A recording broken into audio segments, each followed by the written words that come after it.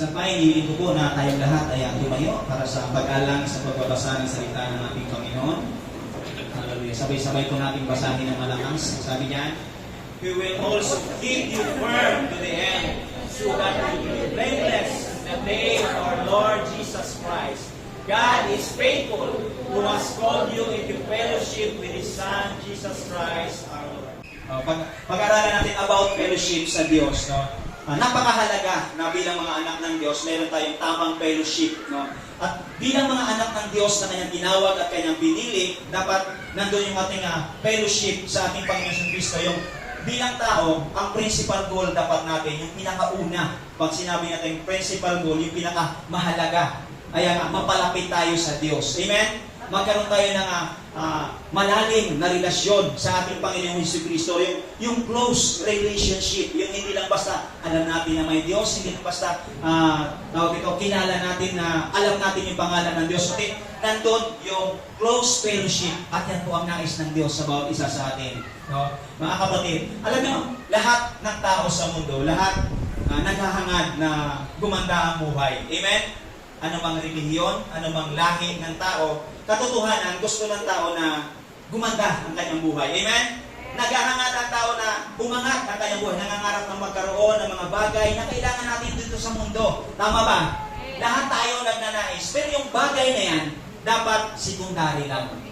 Pangalawa lang, ang principal goal natin ng mga anak ng Diyos ay dapat magkaroon tayo ng close relationship sa ating Panginoong Jesucristo. Amen? Magkaroon tayo ng tamang relasyon sa Diyos. Bakit po? Kasi mga kapatid, kung dito pa lang sa lupa, malayo na tayo sa Diyos. Di ba? Paano tayo lalapit sa Diyos kung nandun na tayo sa langit? Amen? Nagets natin? Kung dito pa lang sa lupa, ayaw na natin lumapit sa Diyos, paano tayo lalapit sa Diyos kung nandun na tayo sa langit? Kaya habang nabubuhay tayo dito sa lupa, yung principal goal natin, di ba? Kung gusto natin pumunta ng langit, ang principal goal natin, dapat malapit tayo sa Diyos habang nandito tayo sa lupa. Dito palang ipamuhay na natin. Kasi pagdating ng time, doon natin mararanasan, doon natin masasaksihan yung tunay na kaluwalhatian ng ating Diyos na inaawitan sa umagang ito. Amen? Na ating Diyos na pinag-uusapan sa umagang ito. Wala tayong nakikita na anuman sa lugar na ito, ng mga larawan o anuman. Ngunit ang Diyos natin pinag-uusapan ay totoo. Amen? Buhay at makapangyarihan. Siya ang tunay na Diyos, yung may likha ng lahat ng bagay. Kapag sinabi po natin close relationship, pag sinabi natin mayroong fellowship, mayroong close relationship, hindi po ibig sabihin niya na close ka na sa Diyos kapag ikaw ay anak ng pastor. Diba? Kapag may kilala kang pastor, close ka na sa Diyos, hindi ko yan. O hindi kaya nakatira ka sa isang church o sa simbahan, bantay ka ng simbahan, bantay sa church siya, close na yan sa Diyos. Hindi po ganon. O isa kang pare, o isa kang, basta doon ka sa church nakatira. Hindi po yan yung katibayan na ikaw ay close sa Diyos. No? Yung personal relationship natin sa Lord, mga kapatid, yung po kaya it's a personal experience. Yung bang araw-araw, di ba, na pinapamuhay natin, araw-araw na ginagawa natin. Yan ay pinapractice. Amen? Yung relationship natin sa Lord, pinapractice po yan. Hindi yung pag nandito ka sa church, ikaw ay kay Lord. Paglabas po ng church, ikaw ay kay world. Di ba? Hindi po ganon. Kailangan pinapractice yan. Daily experience. No? Daily experience. Kapatid, sabihin mo sa katabi mo, you were created to have fellowship with God. Yan po yung katotohanan. Nilikha tayo ng Diyos para magkaroon tayo ng tamang relasyon sa Kanya. No? Hallelujah. Nanglikha ng Diyos ng sangkatauhan, mayroon po talagang good fellowship. Di ba? Normal fellowship, nandun yung sweet fellowship ng Diyos at ng tao. At ang bagay na yan, yung fellowship na yan, napakahalaga po sa Diyos. No? Napakahalaga sa Diyos. Yun nga lang nasira yung fellowship na yan, nawasak dahil sa pagkakasala ng tao. Amen? Nasira, nawasak. Ano po ba yung dahilan? Bakit nasira yung fellowship ng Diyos sa tao? At bakit napakahalaga na ito'y ating malaman? Diba? Bakit mahalaga na ito'y malaman? Ano ba ang dahilan? Ba't nagkaroon ng lamat yung fellowship ng Diyos sa tao? So, yung pag-usapan muna natin sa umagang ito, the reasons why man's fellowship with God was broken. No? Tingnan natin, bakit pa nasira yung fellowship ng Diyos sa tao? Yung unang points po ay, because of Satan's work. No? Nasira yung good fellowship ng Diyos sa tao dahil sa kagagawa ni Satanas. Nung una, very intimate yung relasyon ng Diyos sa tao. Yung Diyos, bumababa siya buhat sa langit at nakipag-fellowship siya doon sa tao sa Garden of Eden. Yun nga lang, nasira ito dahil sa kagagawa ni Satanas. No? Ayon sa Biblia, yung si Satanas po, hindi po talaga siya dating Satanas.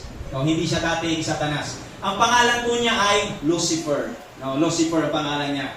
Hindi siya dating kalaban ng Diyos. No? Naging kalaban na siya ng Diyos dahil siya ay naging masama. Naging isa siyang Satanas. No? Si Lucifer po na naging Satanas ay, tandaan natin mga kapatid, ibinagsak siya ng Diyos dito sa lupa. Baka sabihin niyo, Pastor, ba't nilikha ni Lord si Satanas? No? May mga tanong tayo, bakit nilikha ni Lord si Satanas? Ang katotohanan, wala pong nilikha ang Diyos na masama. Amen? Lahat ng bagay na nilikha ng Diyos ay maganda at mabuti.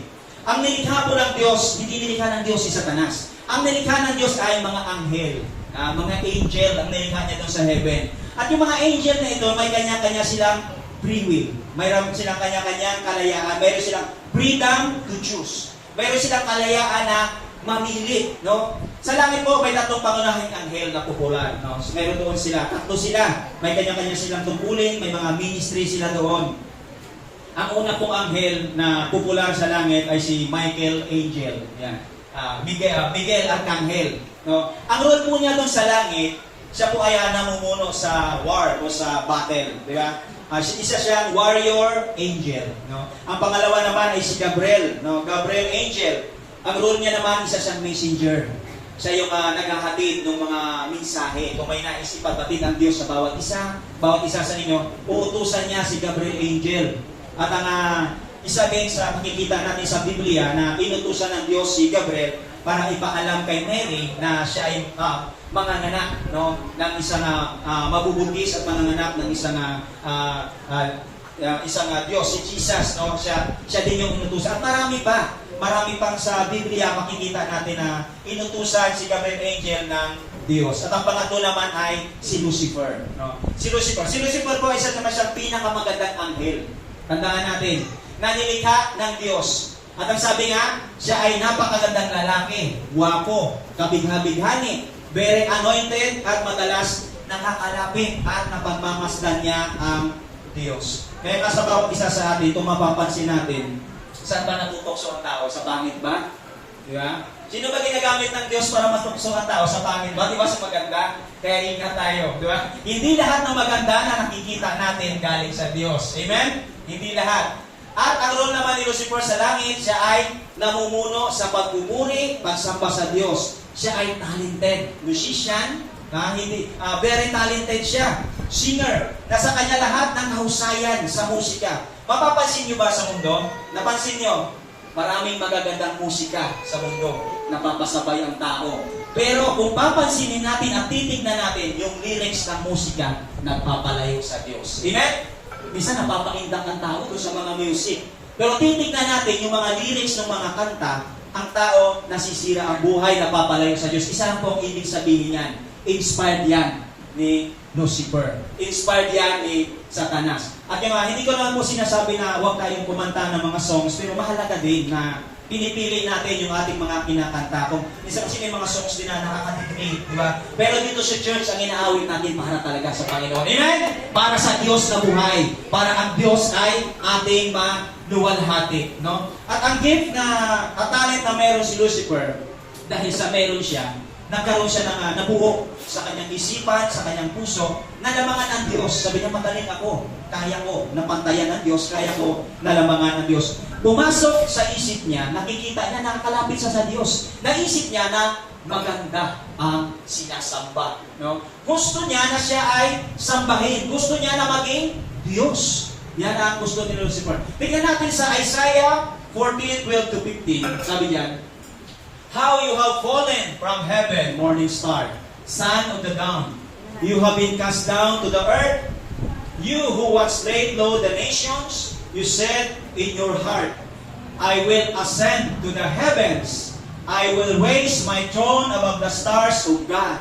I will sit enthroned in the mount of assembly on the utmost height of Mount Saffon. Yan ang sabi niya. Nasabi sa Tagalog, o maningning na bituin, sa umaga, anak ng bukang liwayway, bumagsak ka rin sa lupa at nahulog mula sa langit. Ikaw na nagpasuko ng mga bansa, hindi ba't sinabi mo sa iyong sarili, aakyat ako sa langit, sa ibabaw ng mga bituin ng Diyos? Uupo ako sa ibabaw ng mga bundok, sa tagpuan ng mga Diyos, sa malayong hilaga. Aakyat ako sa ibabaw ng mga ulap, papantayan ko ang kataas-taasan. Ngunit anong nangyari? Nahulog ka sa daigdig ng mga patay, sa kalalimang walang hanggan. Napansin niyo ba, yan palagi sinasabi diyan, si Lucifer, I will ascend above the tops of the cloud. I will make myself to the most high. Palagi niya sinasabing, ako. Di ba? Pansin niyo ba, yung isang tao na may spirit of Lucifer, ganito pala yan, kung hindi ako. Kung hindi sa akin, kung hindi dahil ako. Di ba? Kung hindi ako, wala yan. Kung hindi, di ba? Yan yung mayroong pride, yung may spirit of Lucifer, nandun yung pride, di ba? Kung hindi dahil sa akin, kung hindi ako. Kapag may isang tao kayo na na-encounter na palaging ako, kapatid, mayroon niyang spirit of Lucifer. Mayroon niya na sa kanya ang pride. No? Nasa kanya ang pride. Kasi si Lucifer, mayroon siyang pride. Palagi niya sinasabi, I will ascend. Sinabi niya. Ano ba ibig sabihin ng pride? Tingnan niya natin. Fried chicken man na masarap yan. Sabi dito, the meaning, dictionary meaning ng pride, the feeling of satisfaction, pleasure or elation, a sense of confidence and solidarity as felt, di ba? Ako. Kung hindi dahil ako, yan pala yung pride. At sabi naman sa Biblia, the excessive love of self. Yun, yung sobrang pagmamahal sa sarili. Sobrang taas na tingin sa sarili. An arrogant self-exaltation over God and others. So, doon natin makikita yung isang tao kung meron siyang spirit of Lucifer. Kaya nga, dito sa mundo, mga kapatid, ibinagsak ng Diyos si Lucifer dahil sa kanyang pride. Ibinabas siya. At 1/3 ng mga angel doon sa mundo na impluwensyahan niya. Diba? Nagkaroon ng gera doon sa mundo, nagkaroon ng labanan, doon po nangyari yung kauna-unahang war sa langit at ibinagsak sila ng Diyos. Ang sabi diyan sa, ano bang meaning ng Satan? Tingnan natin ang meaning ng Satan sa Hebrew word.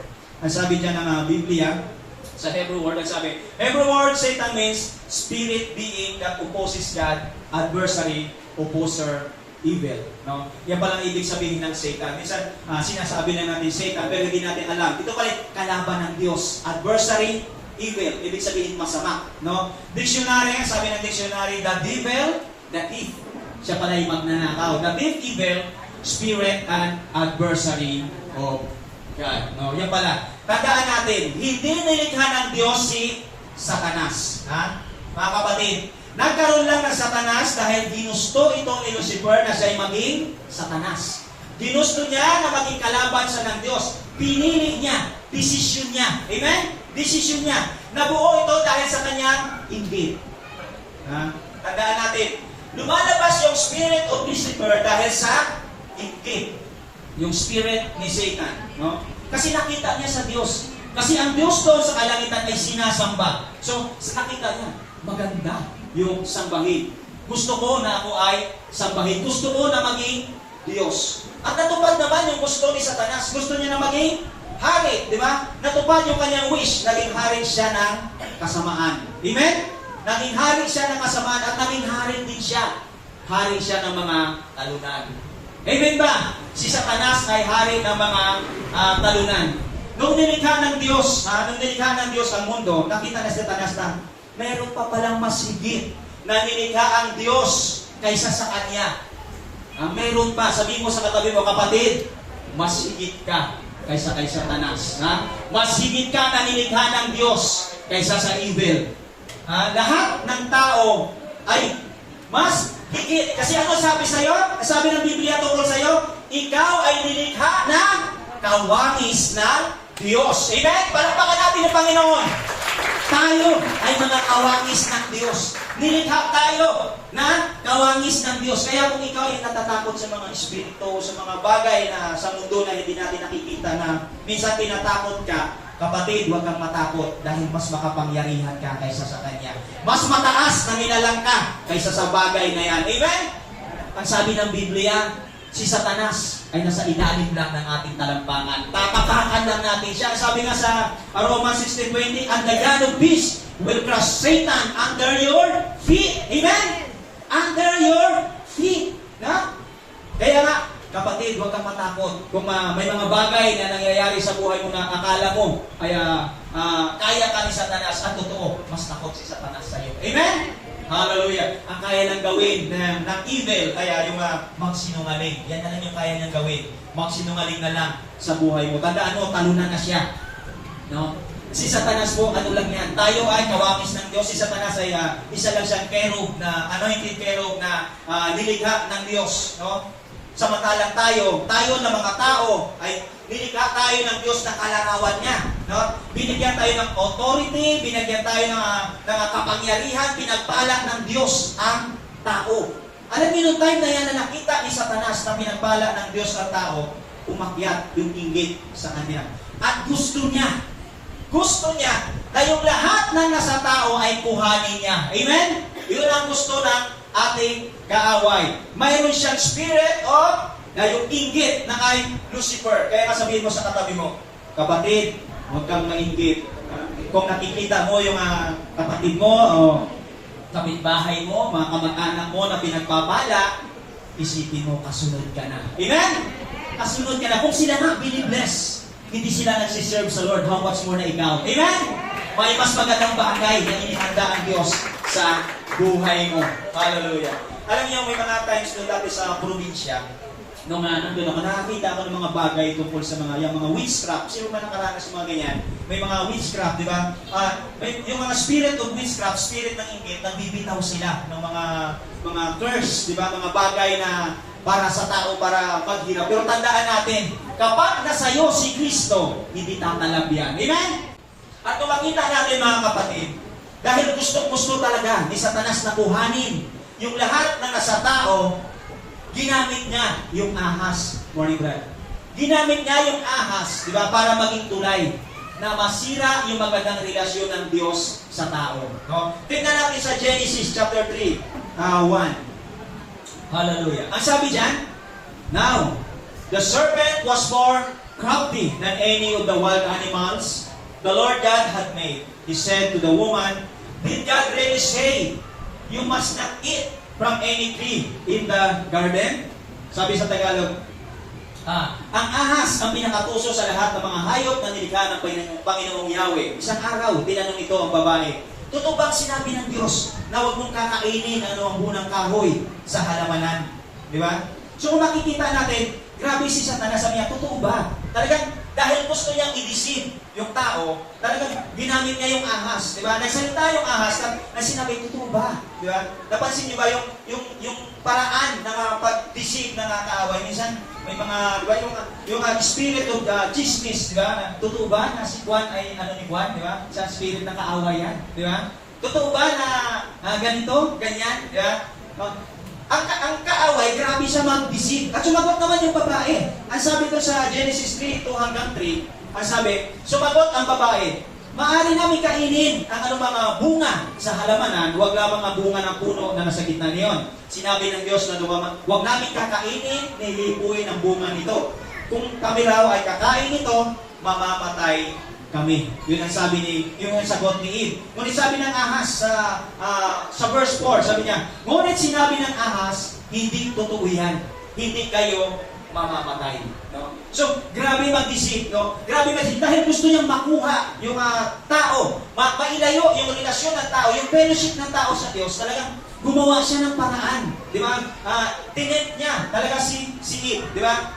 Yung mga parang ganitong sitwasyon. Ay, totoo ba na nadalo ka sa JCZ? Diba? Nagpo-born again ka na ngayon? Diba? Minsan naka-encounter ba kayo ng ganyan? Hindi, diba sa probinsya noon, nung may nadaluhan kami na church, ano kayo nadalo? Hindi totoong church yan. Hindi totoong church yan, dinadaluhan niyo. Sabi nga nun, diba? Hindi totoo yan. Nagtuturo sila Bible. Ako, gawa-gawa lang na yung pastor yan. Diba? Hindi totoo yan. Diba? Kapag naka-encounter kayo ng mga ganong bagay, nakarinig kayo, kapatid, yung mga promotor ng ganyang salita, galing po yan kay Satanas.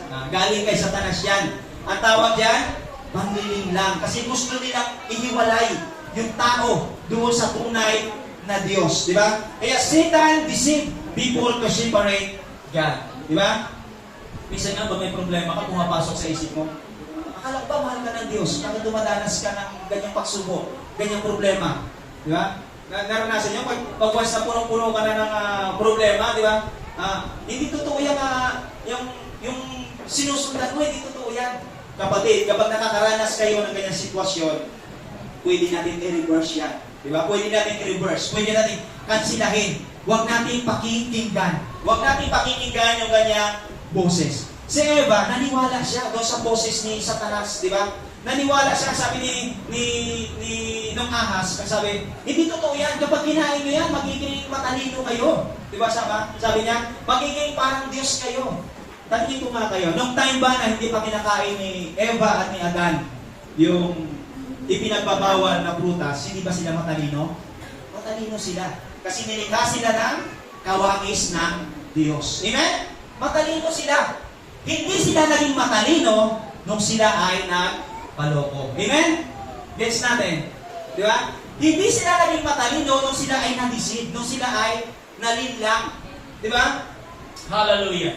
Sa panahon natin ngayon, minsan nga nagugulat ako yung binuksan ni kayo yung AI. First time na nakarinig ako. Kaya sa lahat ng kabataan, sa lahat ng kapatiran, mag-ingat po tayo doon sa social media. Amen? Mag-ingat tayo dahil maraming bagay doon na pwedeng mailayo tayo sa relasyon, sa fellowship natin, sa closeness natin sa Diyos. Ultimo boses, di ba? Ultimo mukha, kaya gayahin, di ba? Ultimo, lahat ng bagay kaya gayahin. At naniniwala ako, yung mga ganung bagay, inspired din yan ni Satanas. Di ba? Kaya nga sa buhay natin, sabihin mo sa katabi mo, kapatid, huwag kang papayag na matulad ka kay Eve na na-deceive ni Satanas. Amen? Huwag kang papayag. Di ba? Hallelujah. Hallelujah. Kaya nga, kailangan napakahalaga na tayong lahat ay palaging nakababad sa presensya ng Lord. Palagi tayo yung presence ng Lord ay nasa atin. Yung fellowship natin ay hindi mawala doon sa ating Panginoon. Meron nga ako narinig na turo na si Yahweh daw ay sinungaling. Ang sabi, ang Diyos daw ay sinungaling. Kapag ganyan po yung mga doktrina na inyong napapakinggan, no, yung mga doktrina na nagpapalayo ng puso natin sa Diyos, tandaan natin, di ba? Hindi po yan sa Diyos, kay Satanas yan. Amen? Dito sa JCSF Church, Cavite City, nagtuturo po tayo ng kasaganaan. Amen?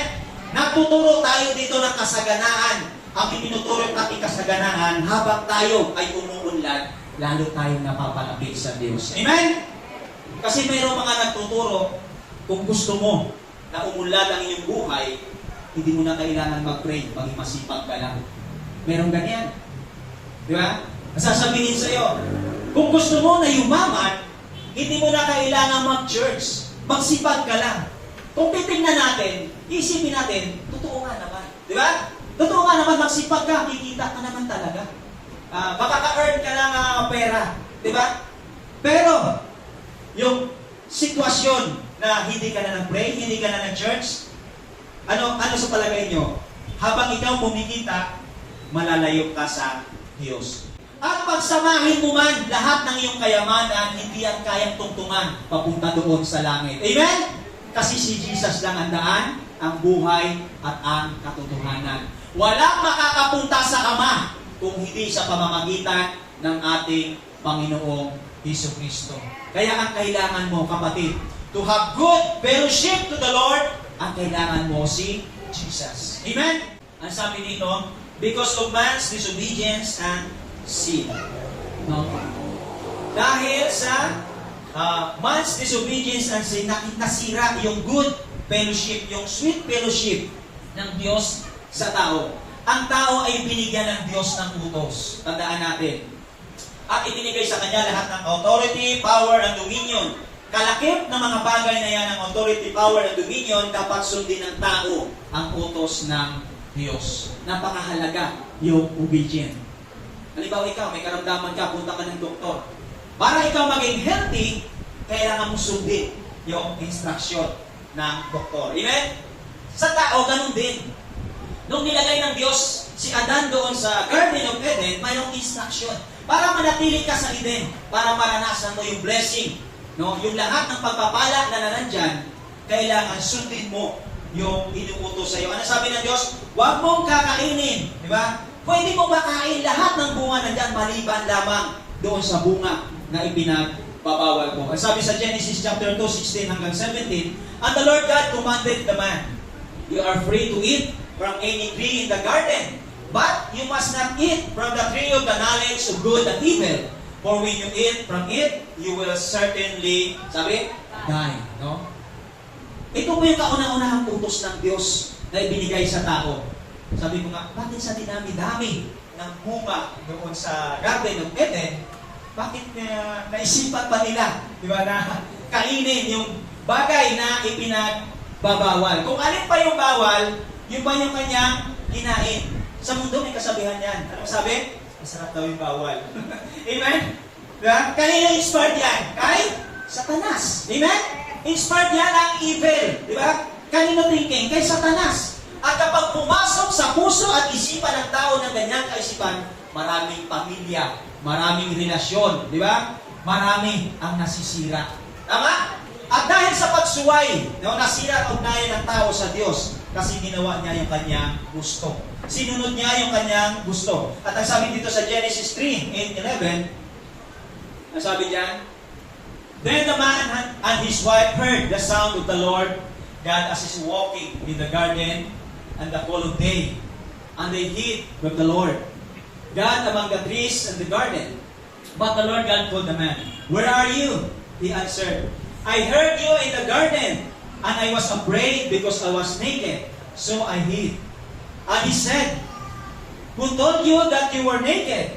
You have eaten from the tree that I commanded you not to eat from? Sabi ganon. Di ba? So kung makikita natin, nung magdapit hapon na, di ba? Tinawag ng Diyos, no? Naglakad ang Diyos doon sa halamanan at tinawag niya yung tao. Nagtago yung tao. Nagtago siya. Di ba? Kasi pinakinggan niya yung utos ng Diablo, kaya nakita niya na siya ay hubad. Di ba? Nung dapit hapon na, nagtago siya. Di ba? Talagang pinakinggan niya. Yung bang sabi ng Lord, huwag mong kainin, pero pinakinggan niya yung utos nung ahas, yung bulong ng ahas sa kanya. Halimbawa po tayo dito na taga JCSF family, taga JCSF Church. Matagal na tayo dito magkakamilala. 18 years na. Amen? 18 years na in church. Amen? O sabihin natin, 5 years ka na dito, o 10 years ka na. Sa tagal mo dito, wala namang ginawa masama yung church sa iyo. Wala ka namang narinig. Ang ginagawa ng church sa iyo, palagi kang pinapanalangin, palagi kang ini-encourage, di ba? Palagi kang pinapalakas, tinutulungan ka kapag ikaw ay nanghihina. No? Mas pinakinggan niya, di ba? Mas pinaniwalaan niya yung bulong ng ahas, yung salita ng ahas, kaysa doon sa salita ng Diyos. Amen? Mas matibay yung paniniwala sa sinabi ni Eve, di ba? Kaysa doon sa sinabi ng ahas, di ba? Alam mo kung bakit? Kasi si Eve kasi, yung time na yan, hindi talaga siya yung first na sinabihan ng Lord tungkol doon sa Genesis 2, 16, 17. Ito makikita natin sa Biblia. Unang sinabihan ng Lord doon kay Adan. Amen? Kay Adan. At itong si Adan, di ba? Kasi siya yung pinakaunang tao. Siya na lang yung nagsabi kay Eve. Di ba? Siya na lang yung nagsabi kay Eve. Kaya kung makikita natin, yung tanong nung ahas kay Eve, ang sagot ni Eve dyan, medyo taliwas na, medyo lihis na. Sabi ng ahas kasi sa Genesis 3:1, sabi dyan, totoo bang sinabi ng Diyos na huwag yung kayo kakain ng anumang bungang kahoy sa halamanan? Sabi sa 2 hanggang 3, sumagot ang babae, maaari namin kainin ang anumang bunga sa halamanan, huwag lamang ang bunga ng puno sa gitna niyo. Sinabi ng Diyos, huwag namin kakainin ito, ni hihipuin. Ibang-iba doon sa Genesis 2, 16, 17.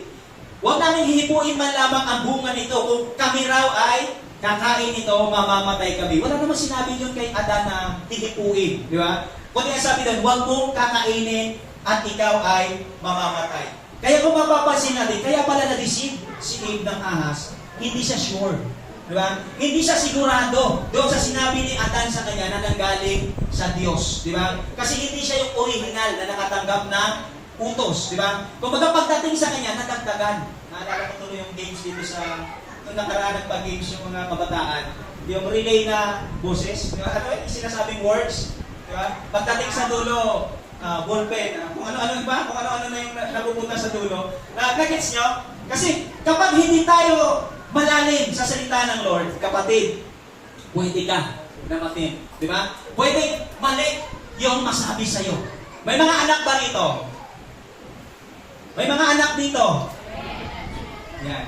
Doon sa mga anak, napakahalaga. No? Yung mga anak na nandito, paniwalaan ninyo yung sinasabi ng mga magulang nyo sa inyo. Amen?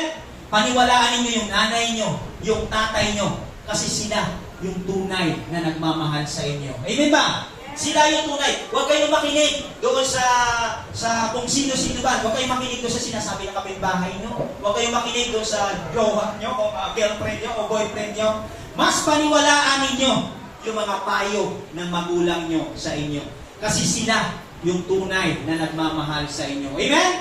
Kagaya ni nakinig siya doon sa bulong ng ahas, sa sinabi ng ahas. At sa spiritual na bagay para sa atin ng mga Kristiyano, mas paniwalaan natin yung salita ng Diyos. Amen? Mas paniwalaan natin yung Biblia na ating binabasa. Kasi maraming katuruan na inililigaw ang tao. Maraming mga katuruan, di ba, na iba yung kanilang itinuturo. No? Kaya mas paniwalaan natin. Because of man's sins and disobedience, di ba, nalayo ang tao doon sa Diyos, di ba? Kaya nga sabi, makakain mo yung bunga, di ba? Yun nga lang, nung kinain nila yung bunga, sa halip na sila naging matalino, ang nangyayari sa tao, naging malisyoso sila. Amen? Napansin niyo ba sa Biblia? Naging malisyoso sila, nakita nila yung kanilang kahubaran. Nagkaroon sila ng malisya. Lumabas sa kanila yung kasalanan. Kaya nga, sabi doon, nung magdadapit hapon, narinig nila ang Diyos, no? Panginoong Yahweh, na nagtalakad sa halamanan, kaya sila ay nagtago.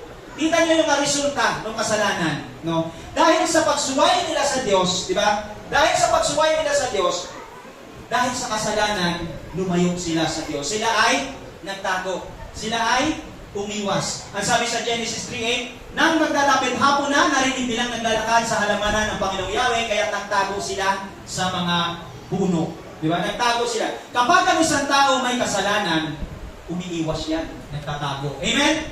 Sabi ng Bombay, dami chinelas, walang tao. Bukas TV, walang tao, tago. Hallelujah. Diba? Kapag ang isang tao may kasalanan, anong nangyayari? Sila ay natago. Umiiwas. Ang sabi nga sa Genesis 3:9, ngunit tinawag niya ang lalaki at tinanong, saan ka naroon? Ano sabi ng Diyos? Tinawag niya ang lalaki at tinanong, saan ka naroon? Hindi po ibig sabihin niya na hindi alam ng Diyos kung nasaan nagtago si Adan at si Eva. No.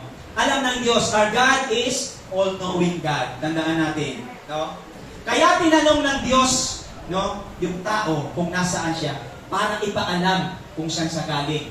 Ipaalam ng Diyos yung origin ng tao, yung pinanggalingan niya. Diba? Kung ano nang nangyari sa'yo, nasaan ka na ngayon? So, tanongin mo yung katabi mo. Tinatanong ka ng Diyos, kapatid, saan ka na ngayon? Nasaan ka na ngayon? Kamusta na ang buhay mo? Sabi ng Lord, tinawag niya ang lalaki at tinanong, saan ka na naroon? Tingnan natin ang sarili natin sa umagang ito. Nasa Diyos pa ba tayo? Nasa Diyos pa ba tayo? Palakpakan natin ang Panginoon. Hallelujah. Hallelujah. Hallelujah.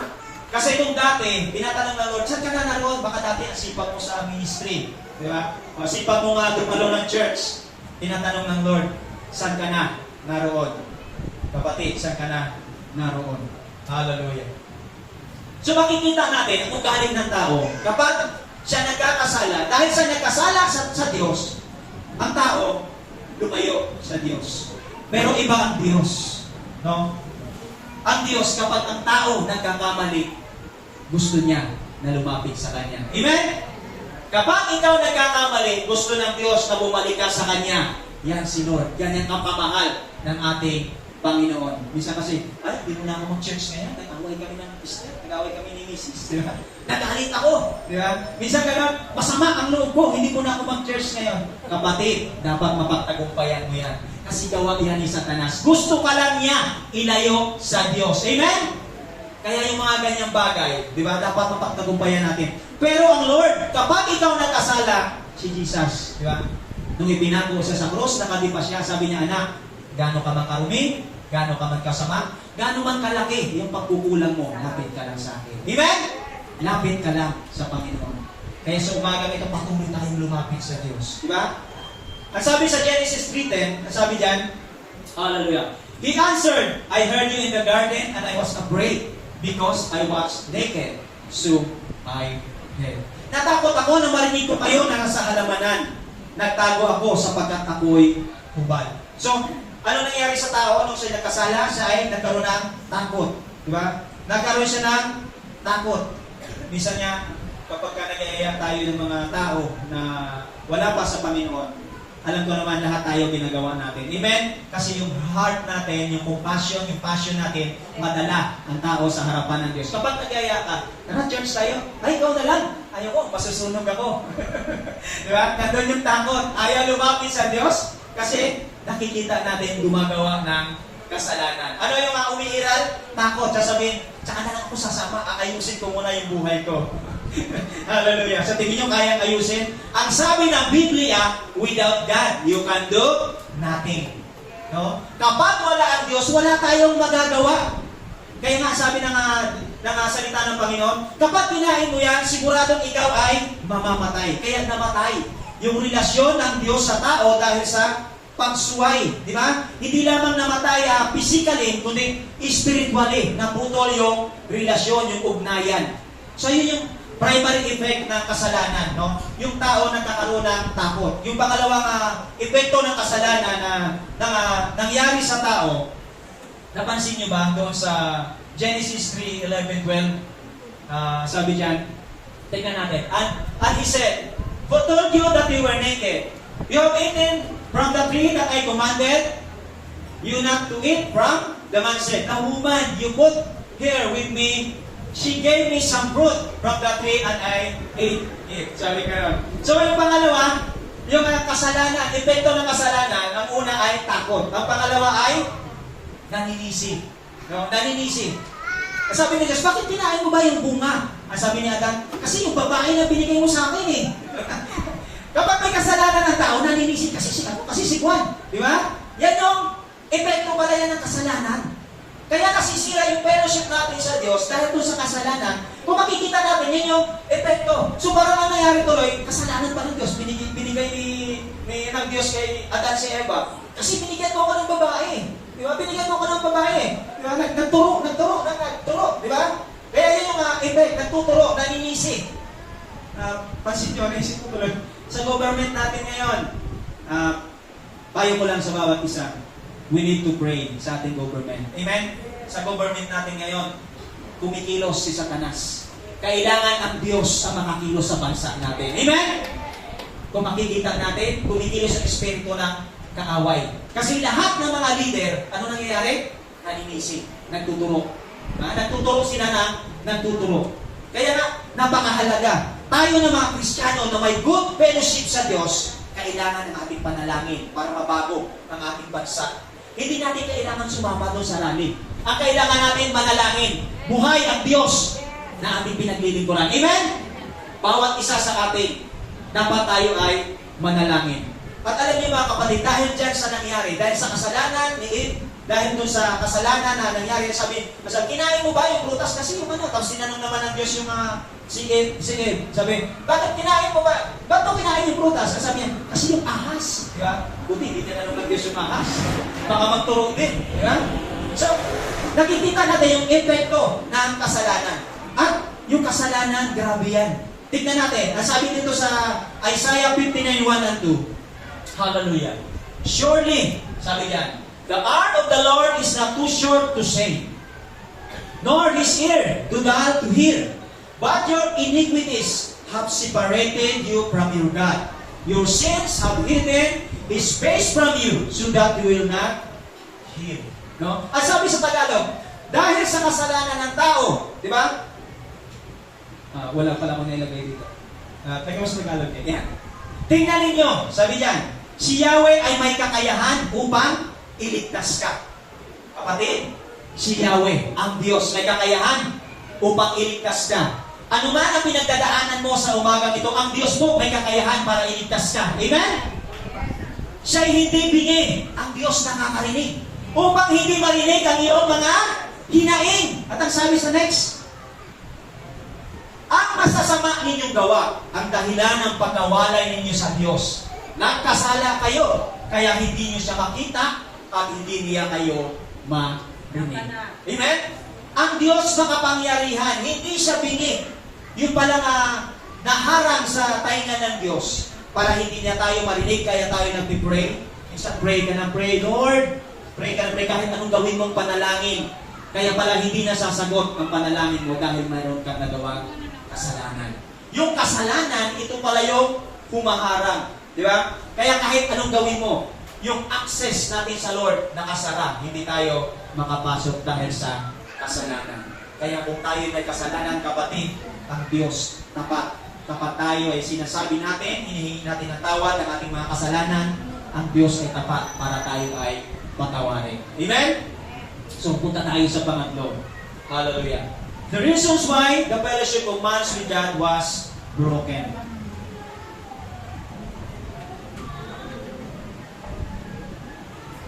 Sabay-sabay nga natin basahin. Ano sabi diyan? Because of man's wrongs, choice. Diba? Dahil sa mali pagpili ng tao. No? Kaya nasira yung relasyon, yung magandang relasyon ng Diyos sa tao dahil sa mali pagpili. No?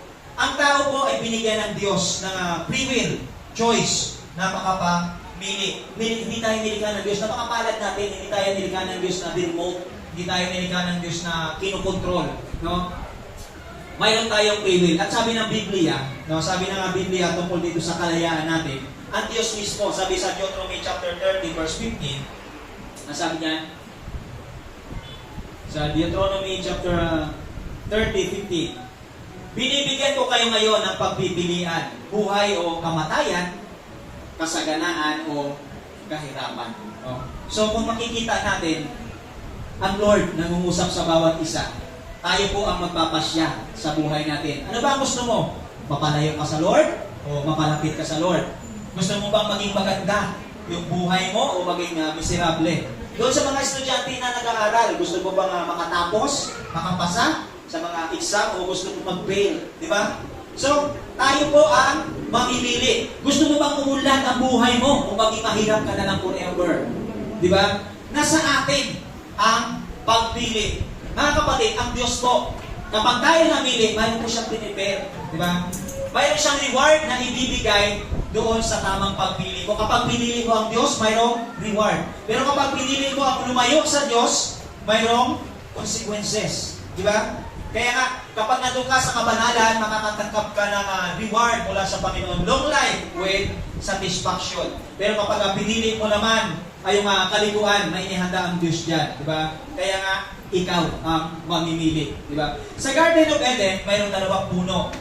Di ba? Doon sa halamanan. Yung tree of life, ang tree of knowledge of truth and evil. Kapag pinahin mo yung tree of life, ang mangyayari sa tao, hindi siya tatanda. Kaya nga napansin nyo doon sa Biblia, doon sa Genesis, kung makikita natin, yung tao mo napakahaba ng buhay nila dahil sa nakakain sila ng tree of life. Hindi mamumuti yung buhok mo, hindi mamumulubot yung iyong balat. Di ba? Habang kinakain mo yung tree of life, hindi ka mamamatay. Di ba? At yung bagay na yan, kung makikita natin, yan po ay yung tree of life, yan po ay nag-represent sa ating Panginoong Jesucristo. Diba? If you receive Christ, you have eternal life. Amen? Yan ang sinasabi ng Biblia. Ito yung tree of life na yun na kinakain ng mga tao, yan po sa panahon natin, yan yung nag-represent ang ating Panginoong Jesucristo. No? Kaya nung nagkasala ang tao, ang ginawa ng Diyos, pinagbawalan na sila na kumain ng tree of life. Ang Lord naglagay doon ng nagniningas na espada para hindi makalapit ang tao kasi pag once na makakain pa ang tao doon, hindi na siya mamamatay. Naglagay ang Lord doon ng bantay na kerubi, di ba? Ang pangalawang puno na nandun sa Eden ay ang mga tree of knowledge of truth and evil. Na kapag kumain ka nito, ano mangyayari sa tao? Magiging malisyoso siya. Dati ang tao na hindi pa siya nakakakain, siya ay inosente. Para siyang bata na walang alam sa kasalanan. Di ba? Ang tao hindi mapaghinala. Kumbaga pure yung kanyang mind. Kaya nga kapag ikaw nasita kay Jesus na, naranasan niyo ba yung dati mapaghinala ka? Nung tinanggap mo si Jesus bilang Lord and Savior, nagkaroon ka ng pure mind, pure heart. Amen? Kapag nag-operate na yung Holy Spirit, ang Lord sa buhay mo, may mapapansin ka sa buhay mo, nababago yung buhay mo. Amen? Nababago yung kaisipan mo, nababago. Diba? Pero nung kinain nila yung mga prutas na yon, yung tao na dati pure ang mind, di ba? Yung epekto nyo sa kanila, di ba naging malisyoso sila, nawalan sila ng appetite sa Lord na lumapit. Napansin nyo? Nung ang tao ay nagkasala, nagtago sila, lumayo sila sa Lord. Nawalan sila ng gana na lumapit sa Lord. Nawalan sila ng gana na hanapin ang Diyos. Sino may mga anak na maliliit dito? Kapag magtatanghalian na, tapos kumain yan ng mga chichirya, di ba? Nawawalan sila ng gana na kumain ng tanghalian. Kumain sila ng mga matatamis. Ganyan yung nangyayari sa tao. Di ba? Dahil sa kinain nila yung prutas na nagbibigay ng karunungan tungkol sa mabuti at masama, nawalan sila ng appetite sa Diyos. Ang nangyayari sa tao, naging mga makamundo. Makamundo na lang sila. Di ba? Kaya nga kapag ang isang tao gumagawa ng kasalanan, hindi po yan nakakalapit sa Lord. Di ba? Lumalayo sila sa Lord. Di ba? At ang tao, dahil sa nangyari, na mali yung kanilang pagpili sa Lord. Namatay sila spiritually. Di ba? Namatay sila spiritually. Because of his wrong choice. No? Wrong choice. Kaya nga sa umagang ito, naniniwala ako, bago ka makarating sa church sa umagang ito, namili ka. Amen? Namili ka. Matutulog ba ako ngayon? Mag-church ako. Dami kong labahin. Maglalaba ba ako ngayon o mag-church ako? Ay, may birthday ha. Na-attend ba ako? Unahin ko ang church. Tama? Namili ka. Namili ka sa umagang ito bago ka makarating dito. Pero bakit nandito ka ngayon? Dahil gusto mo ng close fellowship sa Diyos. Amen? Palakpakan natin ang ating mga sarili. Hallelujah. Napakabuti ng Lord. Dahil binigyan na tayo ng lakas para magtagumpay. Para magkaroon tayo ng tamang pagpili. Hallelujah. Napakabuti ng ating Panginoon. Hallelujah. Kaya nga, mga kapatid, napakahalaga yung ating choice. Di ba? Hallelujah. Napakahalaga na ang tama nating pagpili sa ating gagawin sa araw-araw. Napakahalaga yung ating pagpapasya. Di ba? Sa lahat ng ating ginagawa, dapat tama palagi yung ating pagpapasya. Sa gagawin ko ba, mapapalapit ba ako sa Diyos o mapapalayo ako sa Diyos? Kaya dalangin ko sa bawat isa sa atin sa umagang ito. Ano man yung mga bagay na ating pagpapasyahan, ano man yung ating pipiliin, ano man yung ating gagawin, o babarkadahin, o aasawahin, o negosyo, o trabaho, yung mga bagay na yan, dapat palagi natin isa-isip na tayo ay mapalapit sa Diyos, hindi mapalayo dahil sa ating mga ginagawa, no? Pero it's your choice pa rin, kapatid, di ba? Pagpili mo pa rin yan, di ba? Kaya nga, kahit sa kabila ng lahat ng tao ay nagkamali ng pagpili, tingnan natin sa 2 Corinthians, ano sabi diyan? Kahit ang tao ay nagkasala, mali ang pagpili nila, nalayo sila sa Diyos, ang sabi ng 2 Corinthians chapter 5, 18 hanggang 19, 2 Corinthians 5:18. Ayan. All this is from God who reconciled us to Himself through Christ and gave us the ministry of reconciliation. That God was reconciling the world and Himself in Christ, not counting people's sins against them, and He has committed to us the message of reconciliation. Sa kabila ng lahat na tayo nagkasala, ang tao nagkamali, ang Diyos pa rin yung gumawa ng paraan para tayo ay makalapit sa Kanya. Amen? Anong ginawa ng Lord? Ibinigay niya ang kanyang buktong na anak na si Jesus. At ang sino man na sumampalataya ay hindi mapahamak, kundi magkaroon ng buhay na walang hanggan. Di ba? Sa totoo, ang tao walang magagawa kasi ang tao palayo sa Diyos. Pero ang ginawa ng Lord, Siya yung lumapit sa atin. Amen? Siya yung nakipagbati sa atin. Ganyan tayo kamahal ng Lord. Amen? Sabihin mo sa kanila mo, kapatid, mahal na mahal ka ng Diyos. Mahal na mahal ka ng Diyos. Nilimot niya yung lahat ng ating mga kasalanan. Di ba? Ang gusto ng Lord, magkaroon tayo ng good fellowship sa Kanya. Good relationship sa Kanya. Sabi ng Lucas 5:32, hallelujah.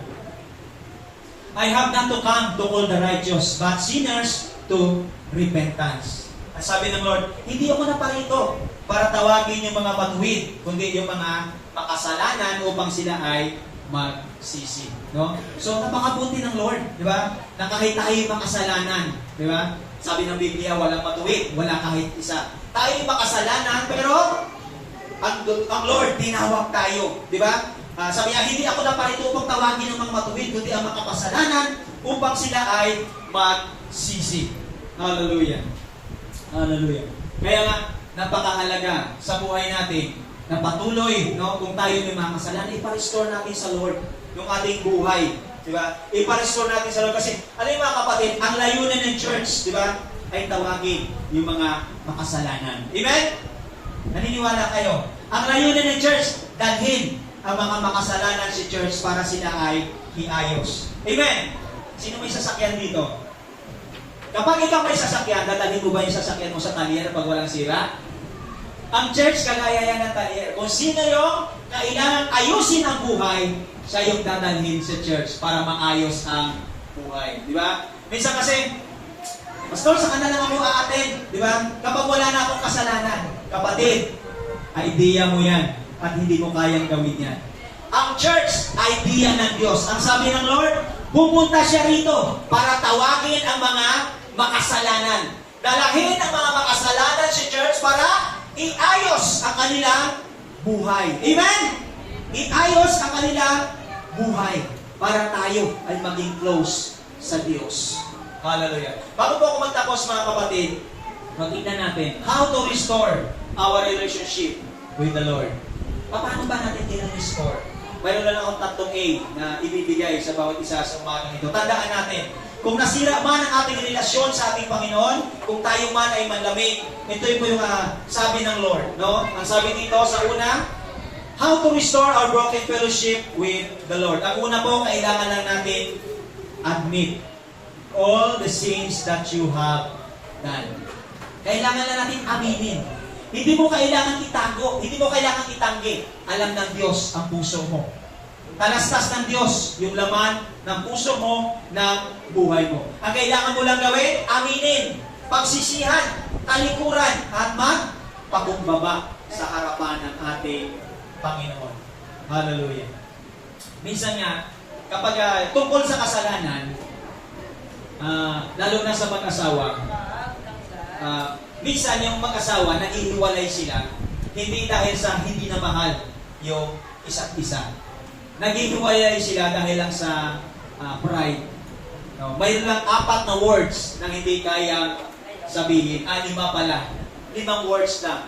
Diba? Ano yung bagay na yun? Yun yung sorry. Napakahalaga.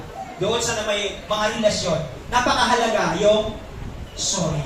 Sorry kasi nasaktan kita. Nagkamali ako, nakagawa ako ng mga bagay na hindi mo gusto. No? So, napakahalaga. Admit all your sins that you have done. No? Napakahalaga. At ang pangalawa, ang sabi dyan sa 1 John 1:8, ang sabi nga dyan, if we claim to be without sin, we deceive ourselves and the truth is not in us. If we confess our sin, He is faithful and just and will forgive us our sins and purify us from all unrighteousness. So sabi ng Lord, no, kapag sinabi natin na wala tayong kasalanan, nagsisinungaling tayo. Diba? Wala sa atin, dinadaya natin ang ating sarili. Wala sa atin ang katotohanan. No? Pero kapag inamin natin ang ating mga kasalanan at tayo humingi ng tawad, ang Diyos tapat para ikaw ay patawarin. So napakahalaga yung humbleness sa harapan ng Lord. Yung spirit of humbleness ay kailangan nasa ating mga puso. Kailangan nandun yung repentance. Admit. Diba? Admit all the sins that you have done. At sabi dito sa number 2, accept Jesus as your Lord. Hallelujah. Tandaan natin, kapag tinanggap natin si Jesus bilang Lord, dapat siya yung masusunod. Amen? Kapag sinabi natin Lord, siya yung masusunod. Hindi mo pwedeng sabihin na, Lord, pero inuutosan mo. Dapat pag Lord, siya yung masusunod. His will be done. Amen? His will be done. Hindi ikaw yung magdidikta. Di ba? Kapag in-accept natin si Jesus bilang Lord ng ating buhay, ang ating Panginoong Jesucristo ang siyang masusunod. Nasabi sa pangatlo, abide in Him. Napakahalaga, no, na tayo ay manatili sa ating Diyos. Dahil na-restore na yung ating relasyon. Si Jesus ang nag-restore ng relasyon natin sa Diyos. Ibigay siya sa atin. Huwag mo nang sisirain ang relasyon mo sa Diyos. Amen? Huwag natin sisirain na. Sabi sa John 15:7, sabi diyan, if you remain in me, and my words remain in you, ask whatever you wish, and it will be done for you.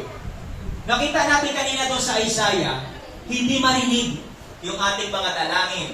Pero dito sa John 15:7, sabi diyan, kapag nanatili ka sa akin, di ba? Bukas na. Wala nang sagabal. If you remain in me, di ba? Ask anything. Kanina, ang sabi doon, dahil hindi marinig ng Diyos ang inyong mga panalangin, ang Diyos hindi bigin. Pero dahil hindi marinig dahil sa kasalanan. Pero dahil sa kay Jesus, ngayon, anong sabi ng Biblia? Ask anything. Di ba? Wala nang sagabal. Di ba? Kung dati nagpipray ka, hindi marinig ng Diyos dahil sa kasalanan, ngayon, bukas na ang langit para sa iyo. Amen? Anything will be given to you dahil sa ni-restore na ng Lord yung relationship, yung fellowship natin sa Diyos. Anong ito po kayo mga kapatid? Sino dito gustong umangat yung kanyang buhay? Sino yung gustong kumanda yung kanyang buhay? Tandaan natin, yan din ang gusto ng Diyos para sa iyo. Yun din ang gusto ng Diyos para sa iyo. Pero yung pinaka-ultimate na goal dapat natin ay abide. Manatili tayo sa Diyos, manatili tayo sa Kanya, dahil lahat ng kailangan mo nasa kamay ng Diyos. Amen? Naniniwala ba kayo? Sabihin mo sa katabi mo, mag-declare ka, kapatid, if you have God, you have everything.